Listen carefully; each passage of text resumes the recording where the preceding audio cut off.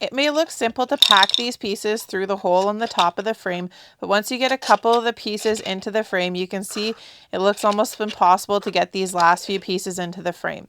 That is because this piece on the top of the frame has a swivel movement to it, and it can shift around all sides of the puzzle, and you also have to move some of the pieces around inside of the frame and do rotations in order to get all of the pieces into the frame. To get the Vortex puzzle for yourself, go check it out at puzzlemaster.ca. This is the Vortex puzzle. It is a level 8 on the Puzzle Masters difficulty scale, which runs from 5 to 10, and the goal is just to fit all of the pieces into the frame. So to fit the pieces into the frame, we're going to start off with this piece.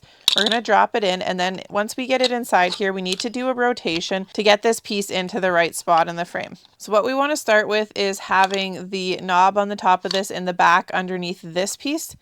Next, we can take this piece and step it in from the top and step it off to the side.